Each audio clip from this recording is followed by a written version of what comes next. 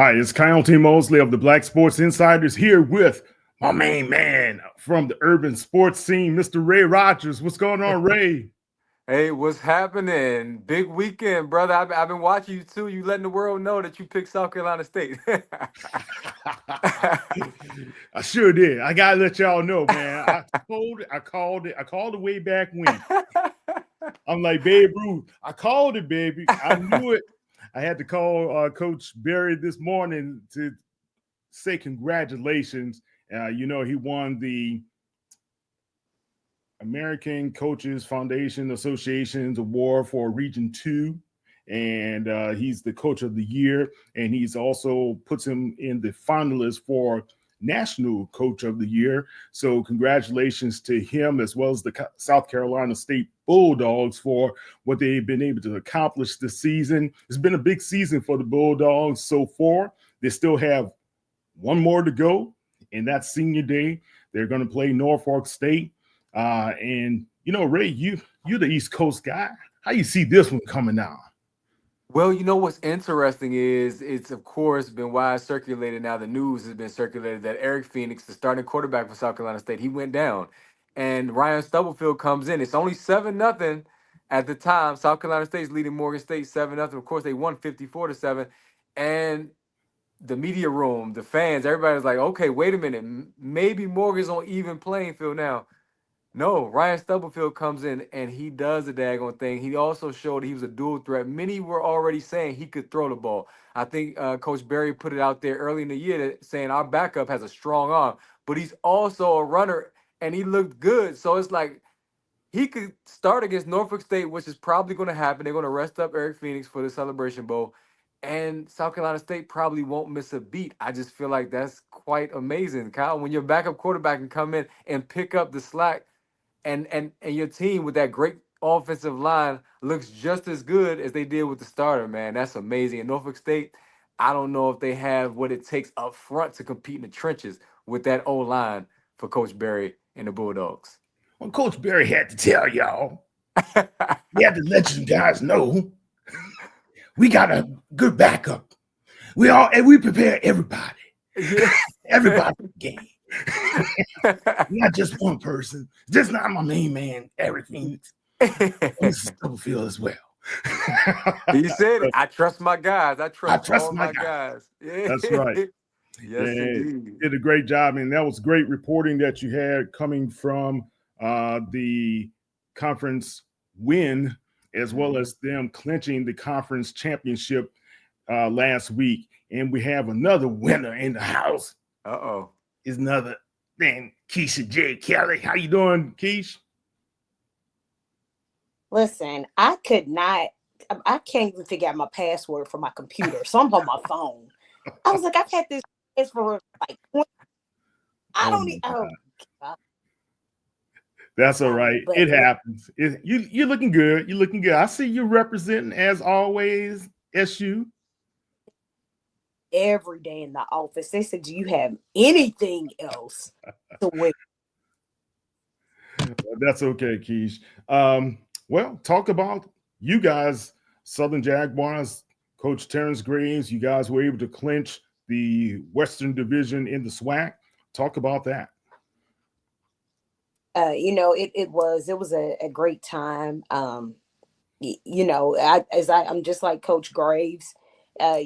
Go into the game knowing that it's the next game, not because you're going to clinch this actual title. And that's the same thing. Like I was telling our alumni, I was like, yo, it's the next game on the schedule. That's the same thing Coach Graves said. So we got to go into this like it's the next game on the schedule. And of course they were like, yeah, we gotta clinch before Bayou Classic. I had no relevance. They just wanted to do it. And so, of course, we clinched, but we got the razzle dazzle with Big Miles. We got the razzle dazzle with the scoop and score. That has made it tumbling.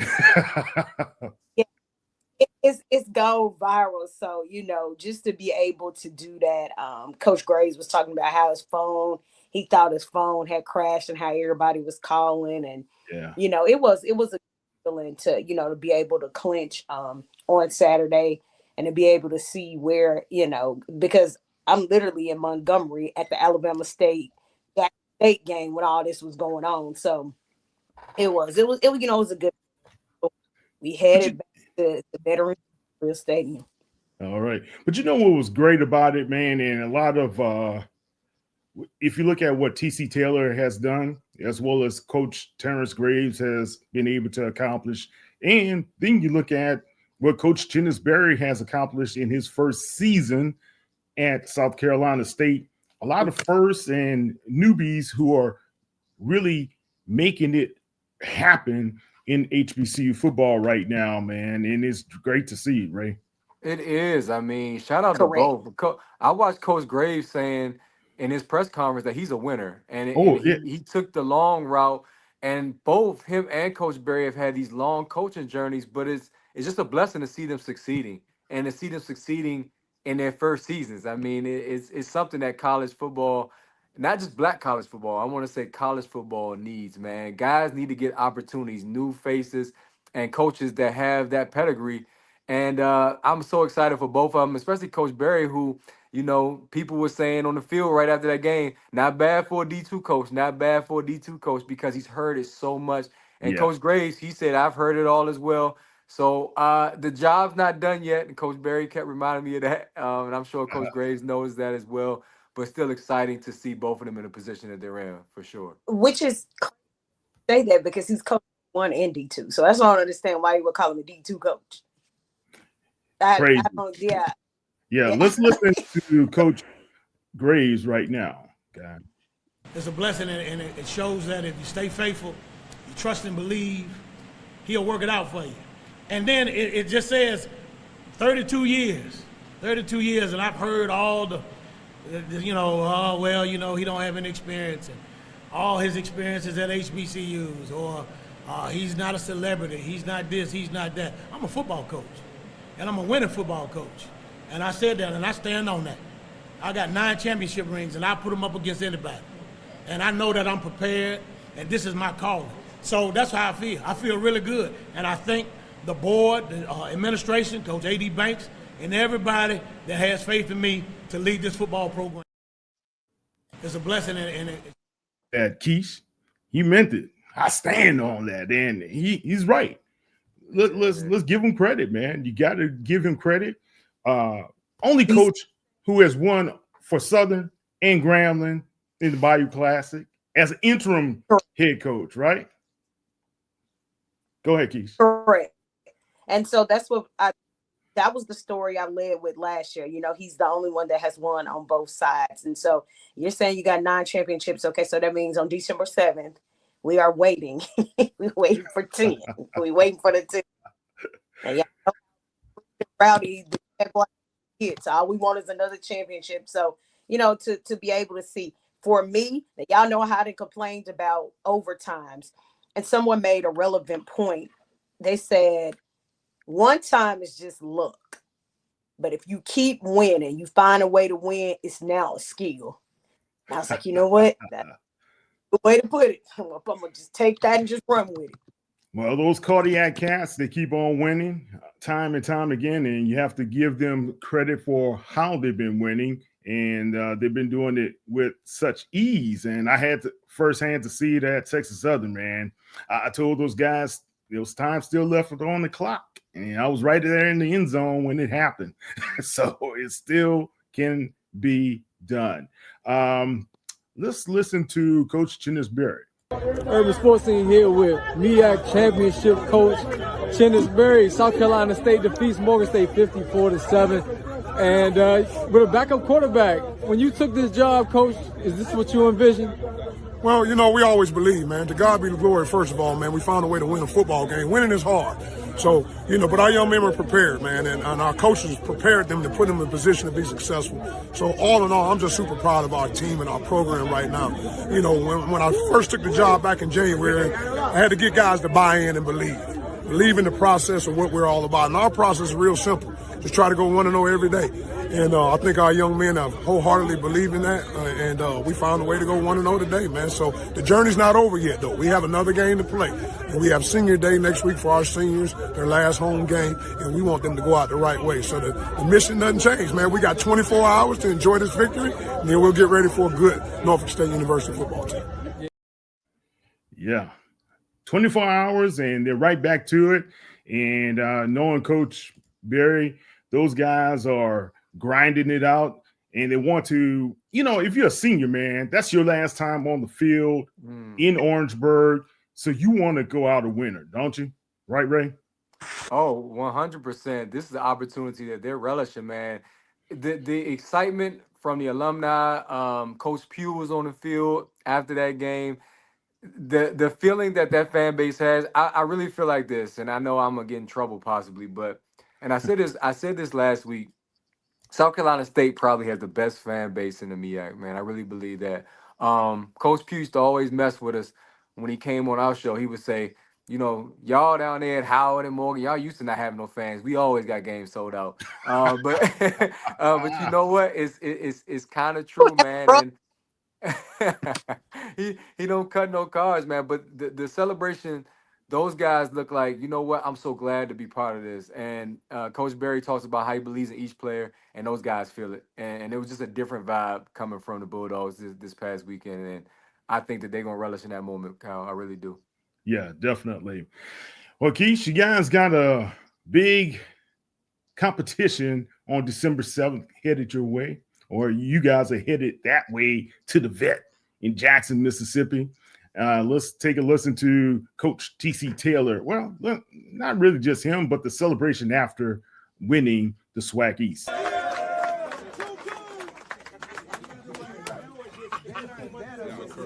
Thankful to our athletic director who brought us in. No doubt.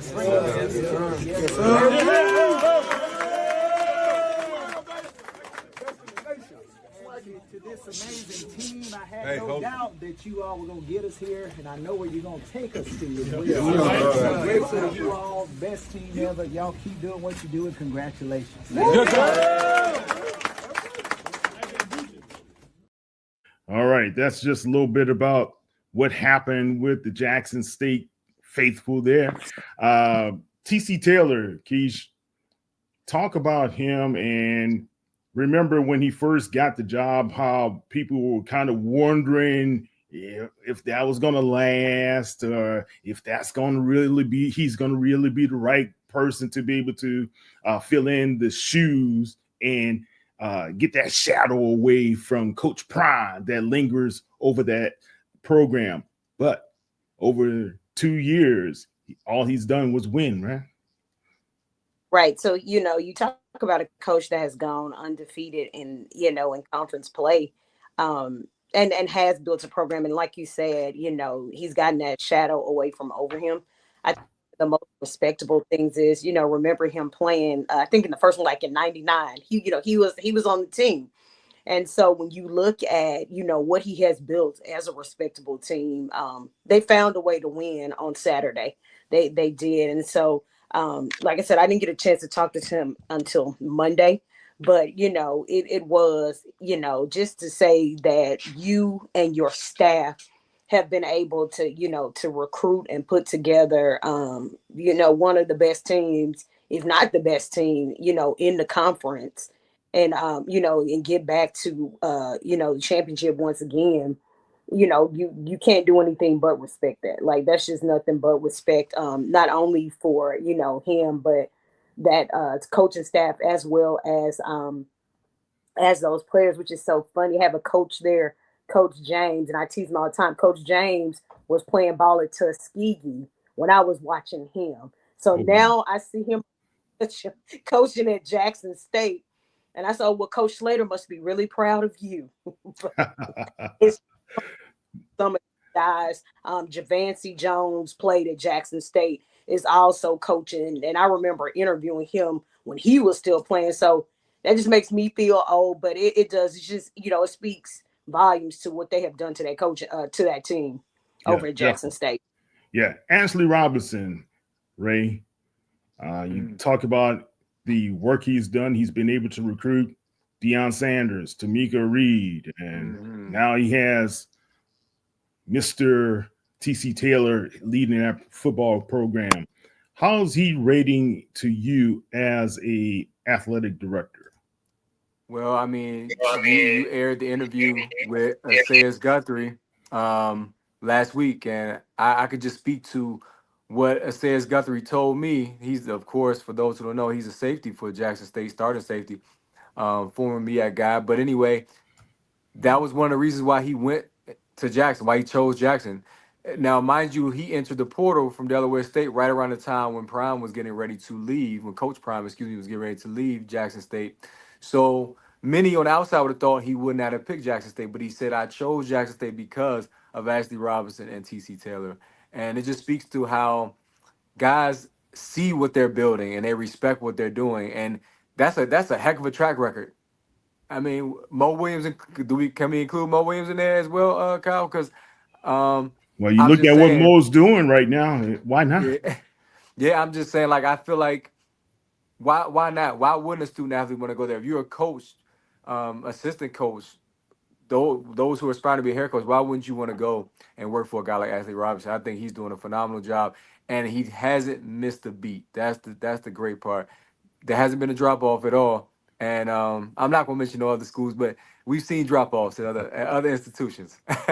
Yeah, definitely. I think A.D. Robinson had to let people know, don't talk about my coaches anymore. He had to let people know. So, guys, we will be back with our special guest, Mr. John Grant, the executive director over there at the Celebration Bowl, as well as Band of the Year and the MEAC SWAC Challenge. We'll be back in 2 and 2. Thank you. So, what did you think of the pitch I emailed you? Yes, the one that you emailed me. I remember. The pitch of Dog Days. What a title. Here we are. Very Victorian, which I loved. Unique relationship is formed. I love unique relationships. With a twist. I know, because I read it. Great. I'm going to tell them you're interested.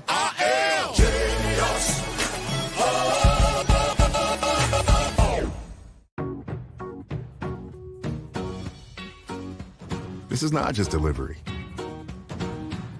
This is knowing even superheroes can use a sidekick. Walgreens. Something amazing is happening here. The next era of AI has arrived. CDW data engineers are helping organizations harness the power of AI with Intel Core Ultra processors. The power to run workloads faster means greater performance, giving your team a better shot at success. Make amazing happen. CDW. Prime Big Deal Days is coming October 8th and 9th with exclusive savings just for Prime members. You'll feel like a big deal. Shop deals on electronics, fashion, and more this Prime Big Deal Days, October 8th and 9th.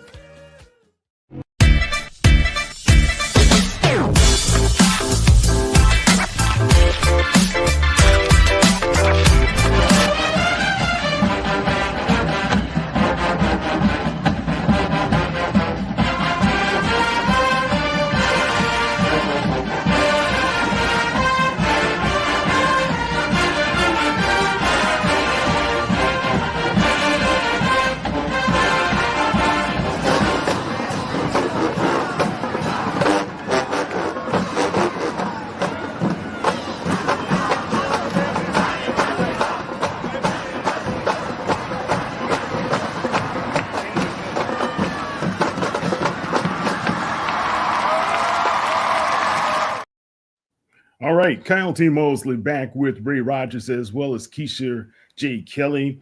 Guys, we have a special guest with us today.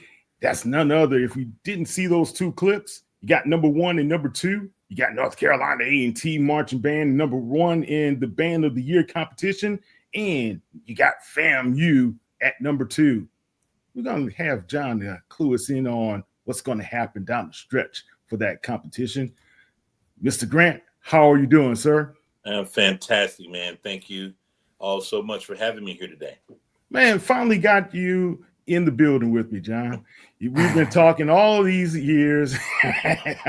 Finally made it happen. It's good to see your face, man. How do you feel about what's happening thus far going into the final stretch of the season where you know you have one team locked up for the Celebration Bowl and you have a competitive SWAC competition between Southern University as well as Jackson State ahead? Well, I look at it as the season, shapes up just as it should. We want to congratulate the South Carolina State Bulldogs on their clinching of the Mid-Eastern Athletic Conference Championship. What a season for Coach Chennis Berry and the Bulldog team.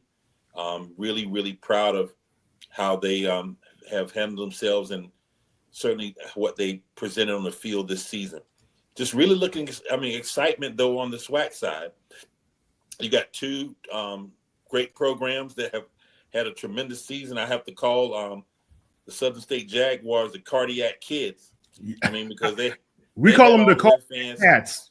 Cardiac Cats. I like that.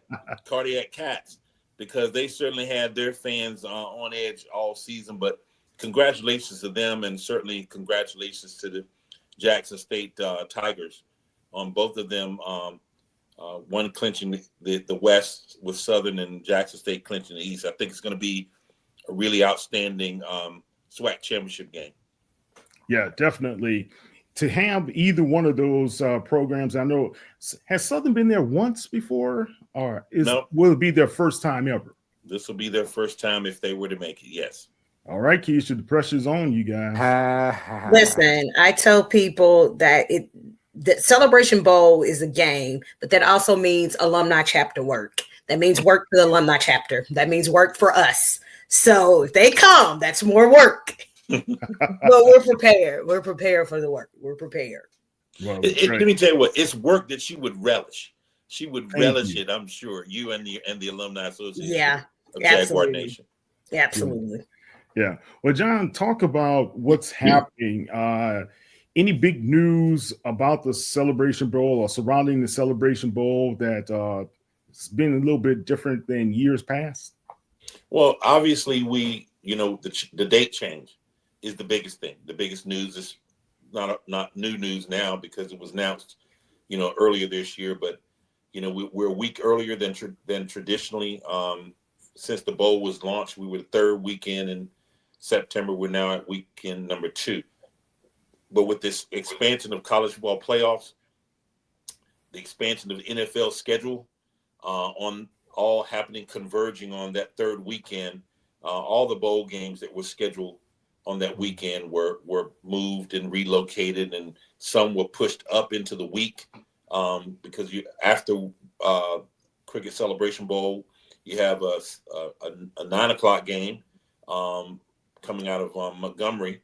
And then on Tuesday, so during that week, you got Tuesday, Wednesday, Thursday game of that week. So we were fortunate with the bowl game to be back in the position of opening the bowl season, which was important for us. It's important for this game to be first. And certainly on that weekend, we're going to be a lead into Army Navy, which will be on CBS at 3:30.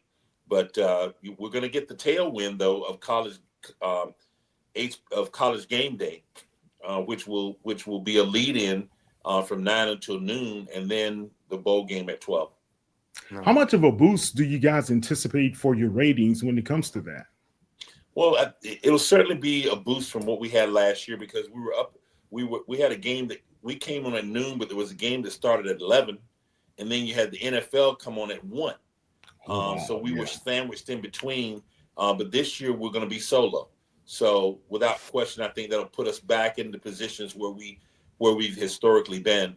Around that 3 million viewer mark. That'll be excellent for you guys. I know if you had to chart where you want that mark to be, would it be more in the 5 to 6 million range, or what's your goal there? Well, we would love to be in that range. If you're in that range, then you're in the range with, a lot of the Power 5 games that happen. But, where we are, we're rated among the top viewed bowl games. When you think there are 43 bowl games, and when we're in that range, we're rated around somewhere like number 8. So that's a good spot to be for FCS conferences. In the mix with FBS and major bowls. All right, excellent. Ray, any questions for John? I just want to ask, do you hear the chatter around the streets? Because the streets, the people, they want to see that rematch, South Carolina State and Jackson. No offense to Keisha, but that's what people want to see. Does it matter really to you all what teams play when you have so much, invested into all the institutions? Well, that's a very good question, and I get that question a lot from people who are, regardless. I'll have teams tell us, we know that you want us in the game. My response is going to always be the same. We want the champion. It is a championship game, so regardless of what happens with teams, how schools draw in their regular attendance, it doesn't make a difference if we don't have the champion.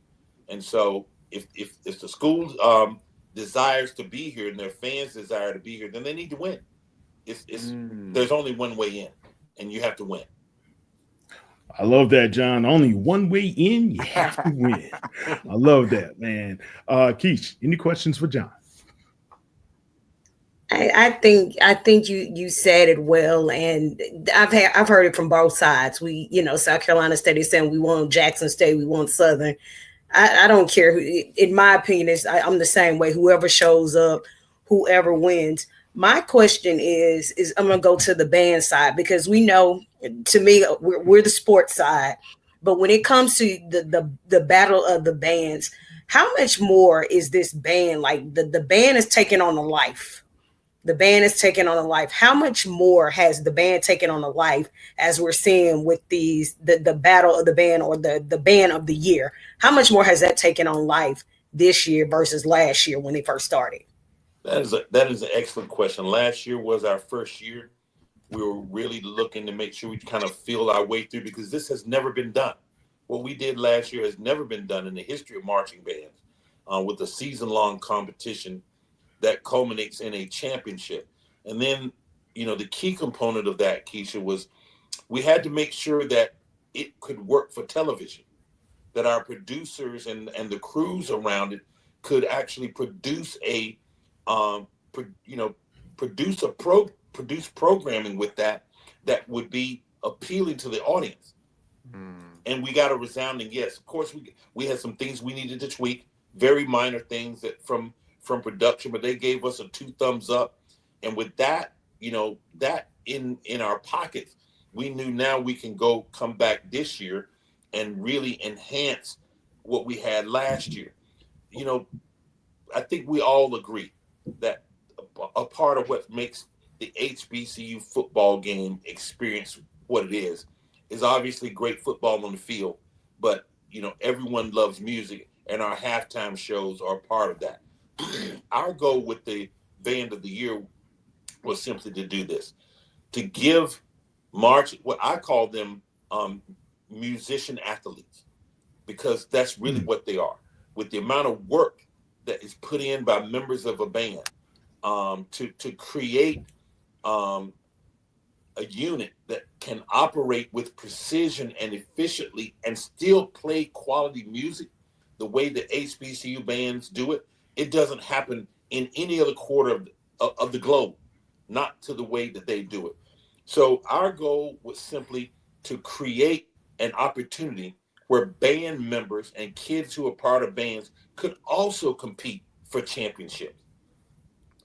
And with the desire being that every performance matters. And you're not necessarily playing against the band as we would have in a halftime show. That's not who you're competing against. You're competing against the entire field. So that show that you're putting on today, you have to keep in mind that you're not my competition only. That I'm putting on this best show because this show could be the show that the judges are evaluating me against everyone else in the field. And what we have found is that band directors have embraced that. The kids really like it, and because it gives them something to play for.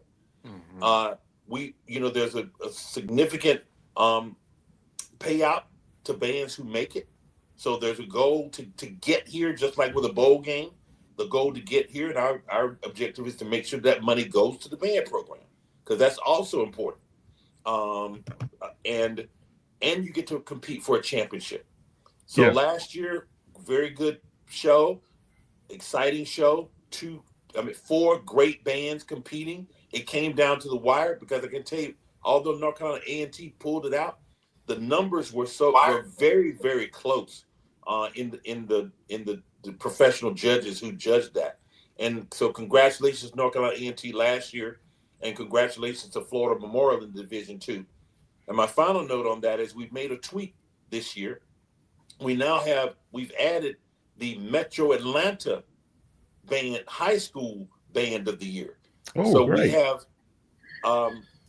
we identified, the judges did, doing 2 high schools from each of the surrounding counties that are also on a season-long journey to get to the championship. And so the top 2 of those bands will perform along with the 4 HBCU Division I and Division II bands.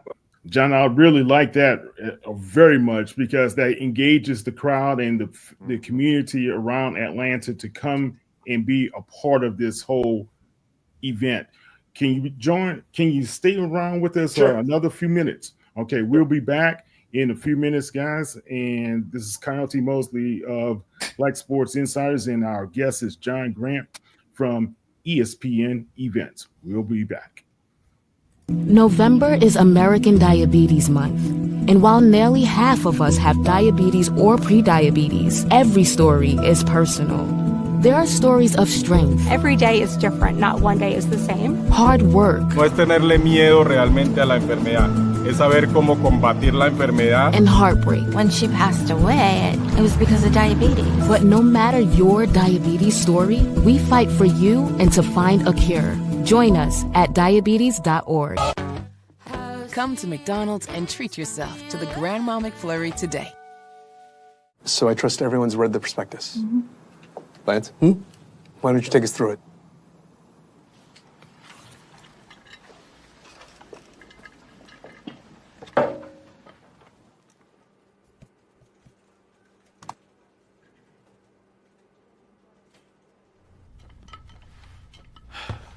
Let's get into the prospectus.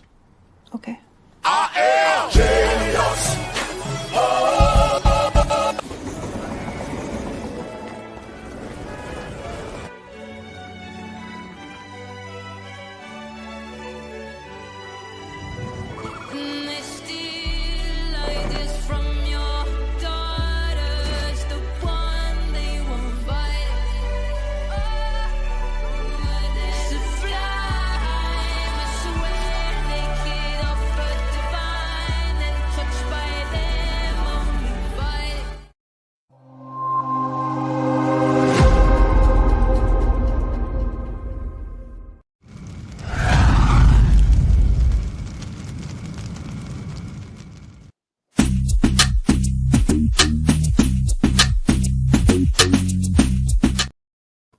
All right, it's Kyle T. Mosley from the Black Sports Insiders Black here with Mr. John Grant. John, you were about to talk a little bit further about what's going to happen the night before the Celebration Bowl, where the Band of the Year competition will take place. And just before you go into that, the top Division I bands right now, the rankings have it as North Carolina at number 1, Florida A&M at number 2, 3rd, Jackson State, 4th, Bethune-Cookman, and 5th, Norfolk State, and surprisingly, 6th, Southern University.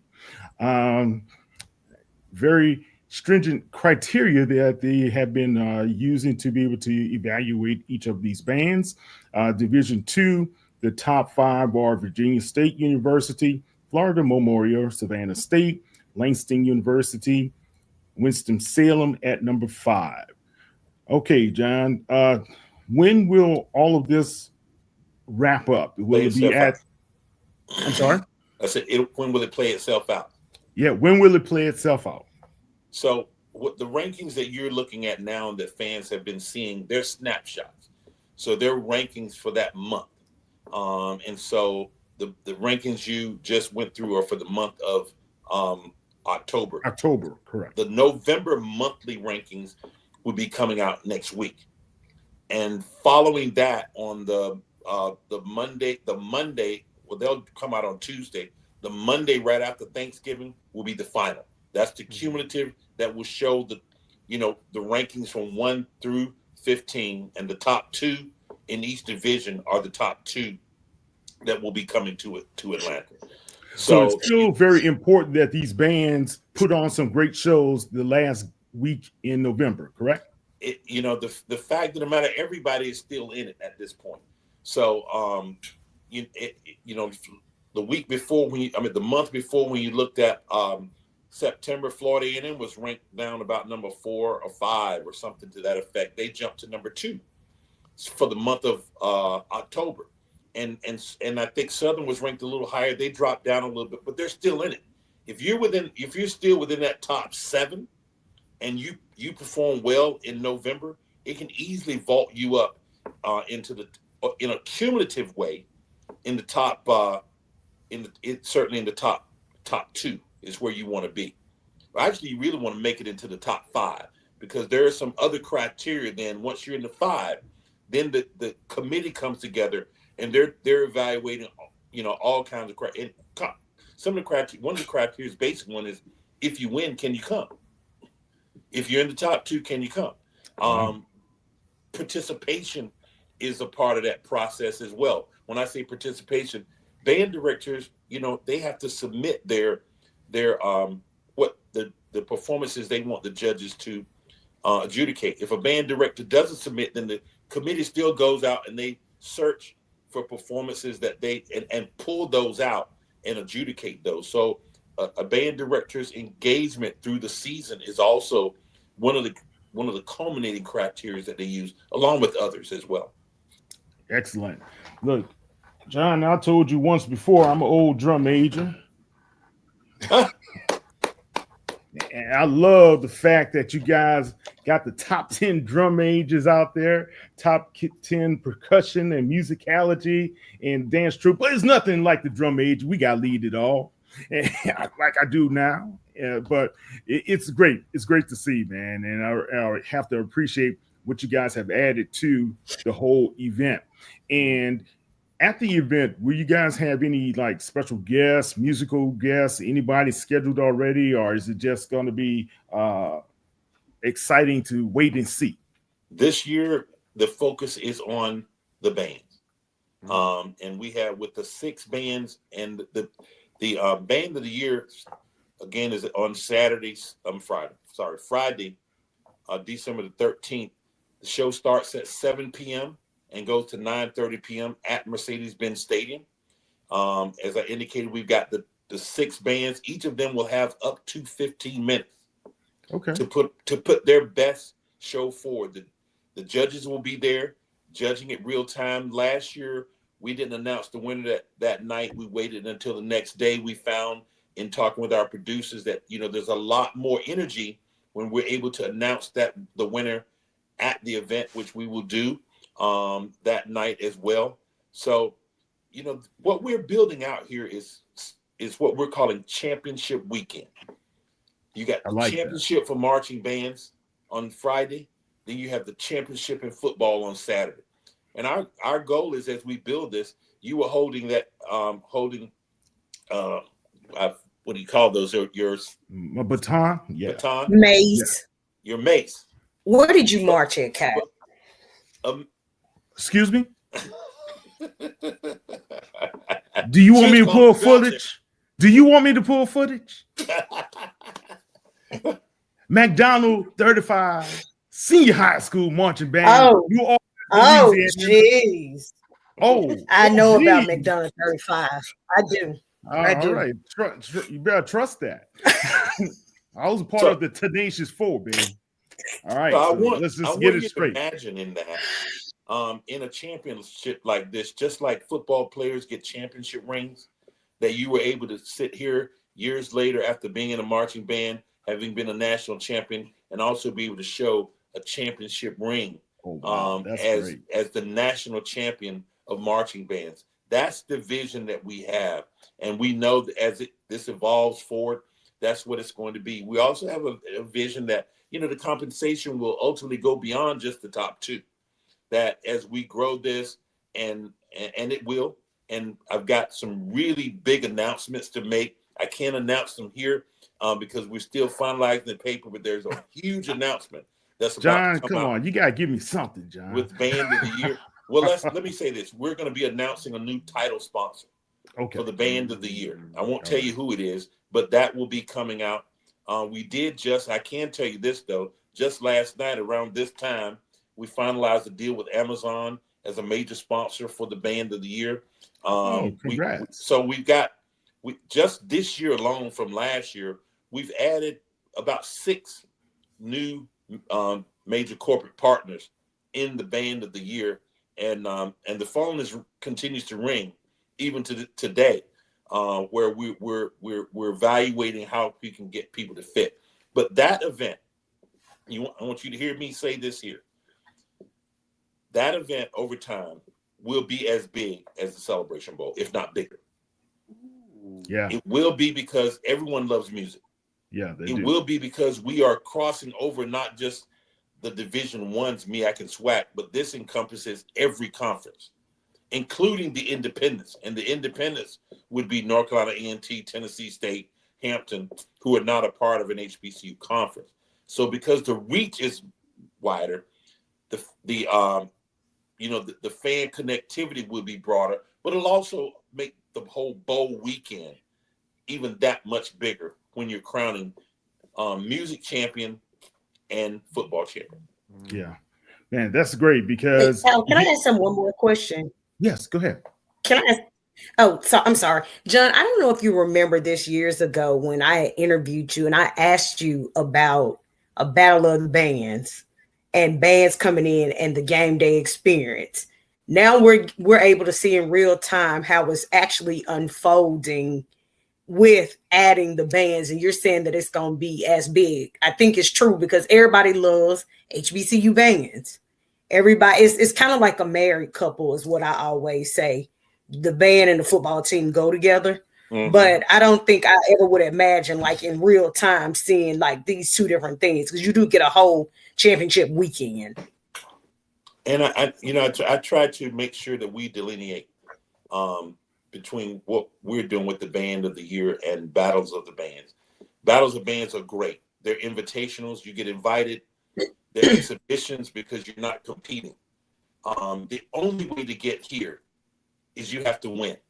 You have to put your best foot forward. You have to be ranked in the top 2 in order to get here. So it's just, if you think about the model is just like what we're hearing now a lot with the college ball playoffs. To get into the playoffs, you have to be ranked by the committee once you're outside of the conference champions. And that is the case here. So, but the beautiful thing about the Band of the Year, what I love about it is, we got Dr. Julian White, who's one of the co-chairs, along with Professor Dow Taylor, right. Dr. Julian White from Florida A&M and Professor Dow Taylor from Jackson State, two outstanding and legendary band directors with over 100 years experience combined.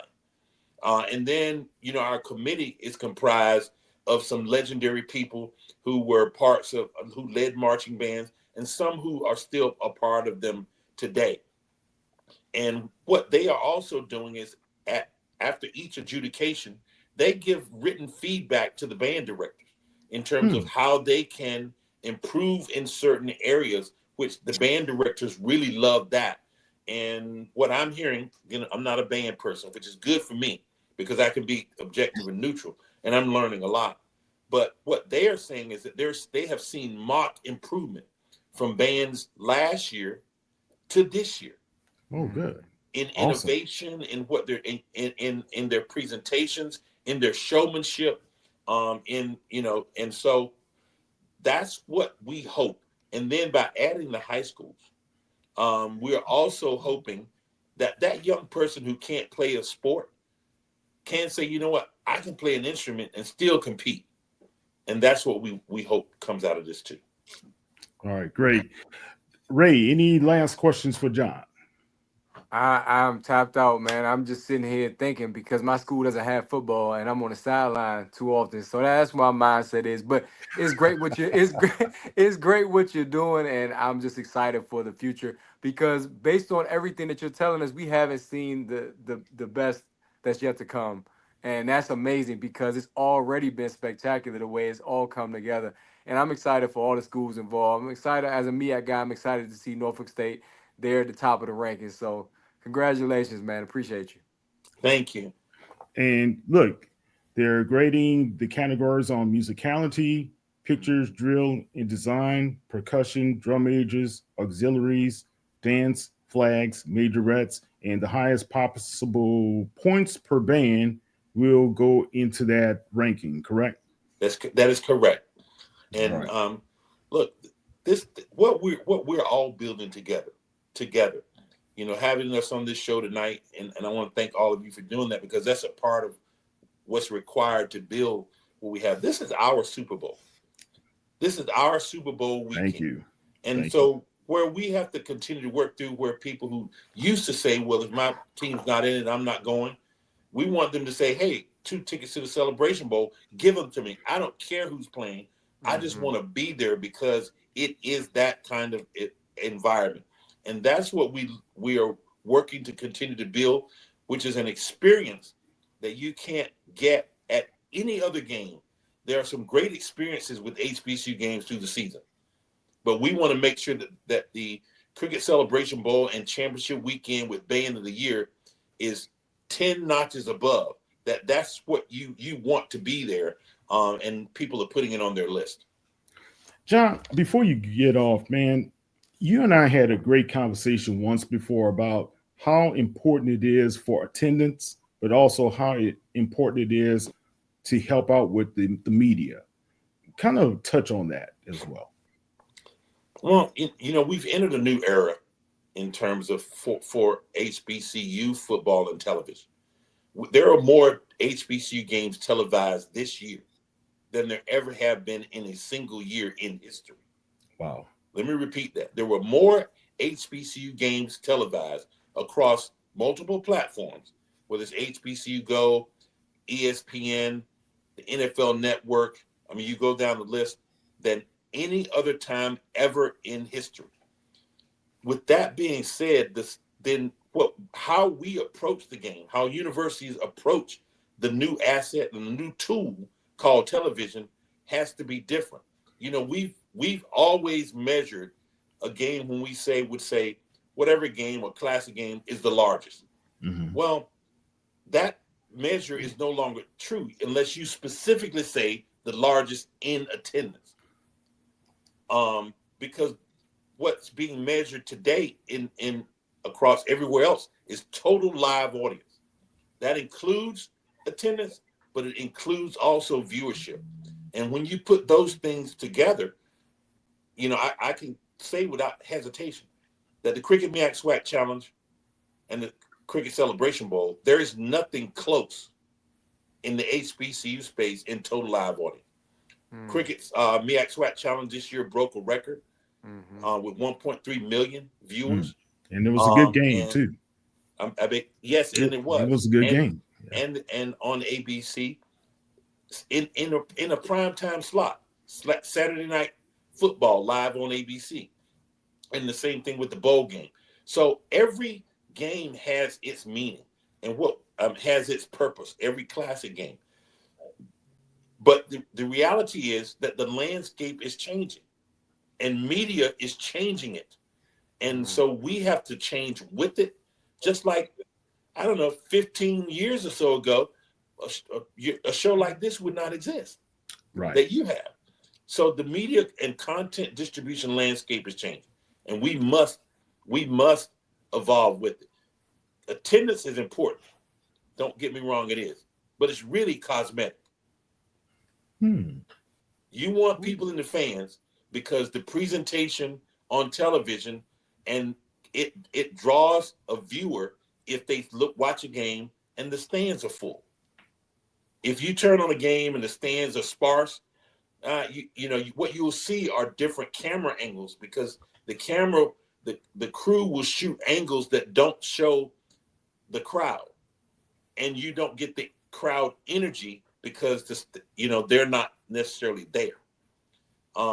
So all of that changes the presentation. We've shot, and forgive me for being a little long, but we've shied away from Thursday night games. Man, I was watching college football just on tonight, Wednesday night. There was college football on last night. Yeah. So there are schools playing on Tuesday, Wednesday, Thursday, Friday, and Saturday for college football. That 10 years ago did not exist. So we have to make sure we are working toward what is viable. And for us being a network, we recognize that there are three things we have to do. Number one, we want to create a world-class second to none experience for the student athletes. If you earn your way to the bowl game or you get invited to the MEAC SWAC Challenge, that you get an experience like none other. Number two, a world-class second to none experience for the fan. If a fan decides, from the moment they decide that they want to go, what is their experience like all the way through to the point when they leave and after? And the third is the same thing, but for the fan who watch. So where are we going with the Celebration Bowl? Well, what happens on Super Bowl Sunday? Everybody's having parties. Everybody's party. It's a nationwide, and now it's becoming a worldwide celebration. And people gather with their friends, etc., and they're turning on the TV to watch one of the largest sporting events, second to soccer in the world. Well, guess what? I want to imagine on Cricket Celebration Bowl Saturday that around the country, people who can't come, but they're gathering with their friends to watch our Super Bowl and to create Super Bowl parties, which in turn increase viewership. So that's our next thing. The next thing is, if you can't come to the game, watch it. Bring friends together. Watch it on your phone.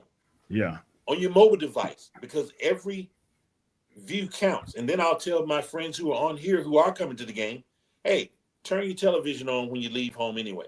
Those numbers count. That's a good one. Yes. Bowl, but turn your TV on. Put it on ABC, guys. Put it on ABC. All right, John. We got to get you back after the Celebration Bowl, but I will see you there this year at the Celebration Bowl. Make sure you just don't have Keisha there. That's all. We don't. She's always going to be supportive. But look, thank you for everything that you guys are doing. Congratulations ahead of time for the great work with the Band of the Year, as well as the Celebration Bowl. And we can't forget what you guys did with the MEAC SWAC Challenge as well. Thank you very much. Thank you so much for having me. See you all in December. All right. We will be back in less than a minute with the wrap-up of the show. Wow. Hey, Jay, this project might need a bit of zhuzhing. Holla back, Warren. Please let me know your thoughts. Best regards, Warren. I am genius. Okay, we are back, guys, and we're about to wrap everything up. The last 5 minutes of the show. Guys, that was some good content from John, right?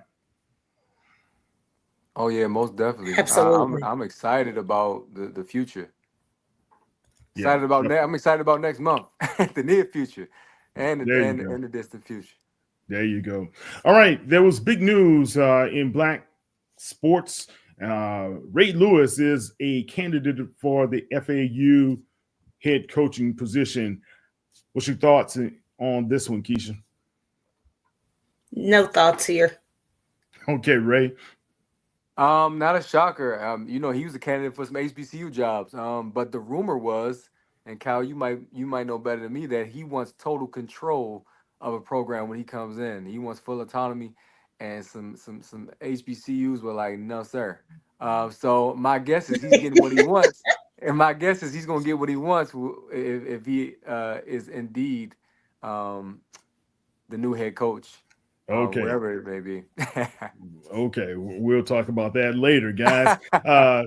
Teddy Keaton effect. That's your guy, Keish. Teddy Keaton, he's turned programs around. Look what he has done from his days at Stillman and Allen and now at Clark Atlanta. They didn't win the big one. Miles was able to claim that, but Coach Keaton, he is for real in putting together a good program, right?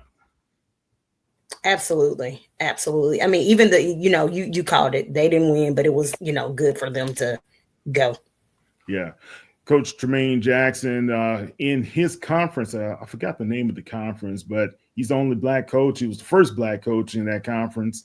And look what he's done now. He's the Region 2 Coach of the Year for that conference there. And of course, Dr. Alvin Parker, the CIAA champions at Virginia Union. Congratulations to the Panthers. And we have Coach Shade over at Miles College. Those guys took it home, the SIAC championship. Coach Shade. They took it home. Yeah, they took it home. Yeah, he put some shade on the Panthers, boy. I tell you that much.